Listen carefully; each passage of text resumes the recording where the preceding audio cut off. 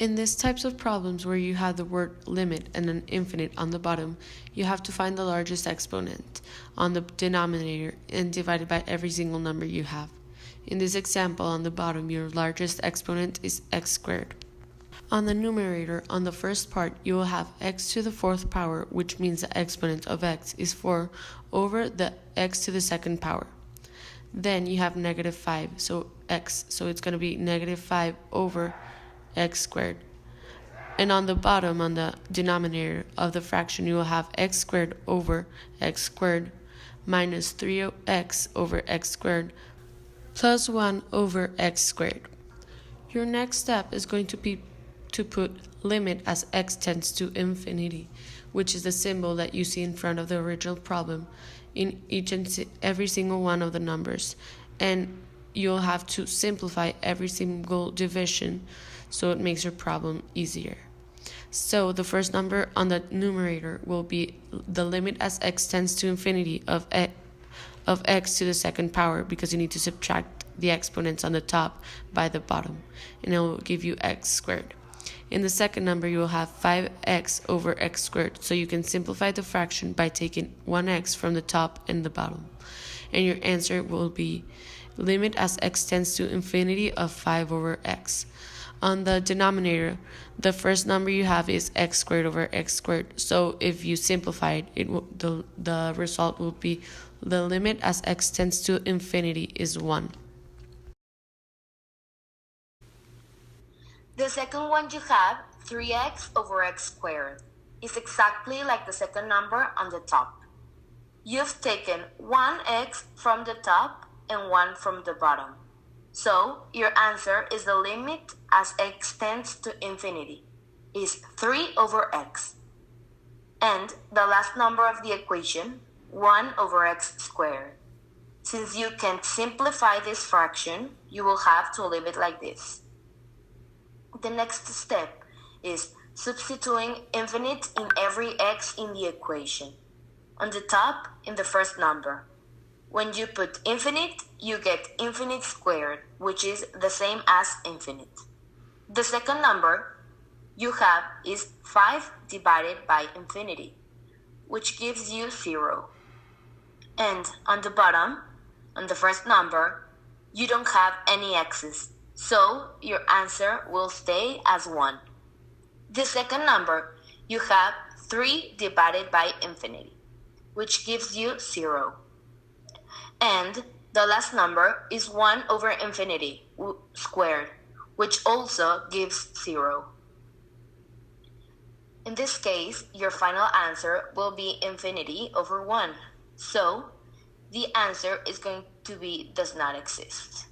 Because if you divide infinity over a number, you will get infinity. And that means that the limit does not exist.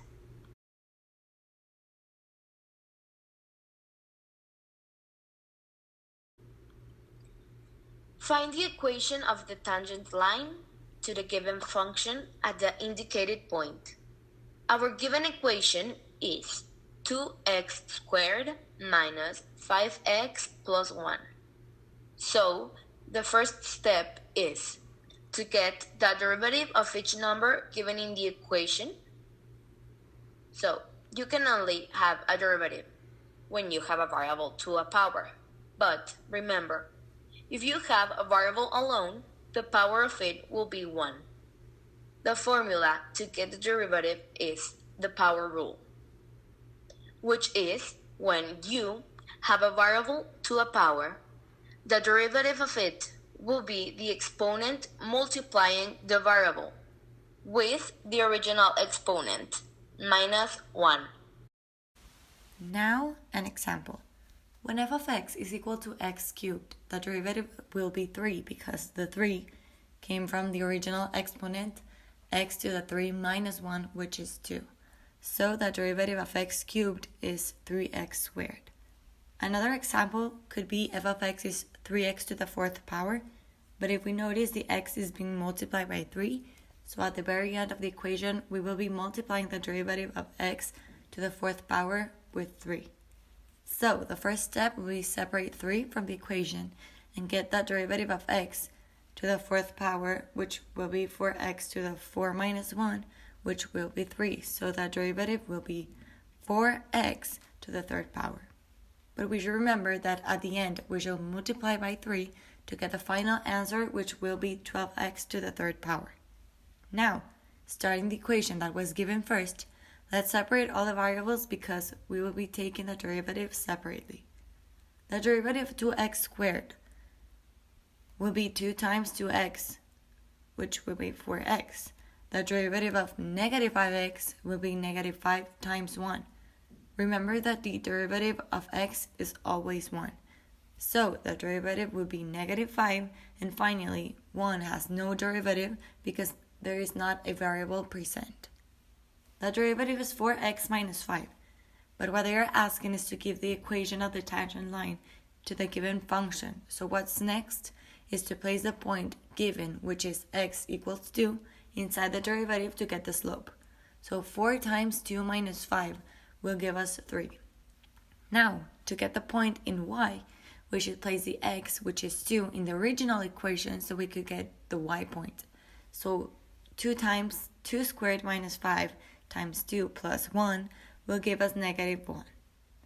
Now that we have the x and y point and the slope, we should get the equation. But the formula to get this equation is y minus y1 is equal to the slope times x minus x1. If we place each value that we got into this formula, we should get y minus negative 1 is equal to 3 times x minus 2. Remember that two negatives will become a positive and that we should multiply the 3 by the whole parenthesis. The result will be y plus 1 is equal to 3x minus 6, but the y should be left alone, so we pass the 1 to the other side, negative, and as a final result, we have the equation of the tangent line, which is y equals 3x minus 7.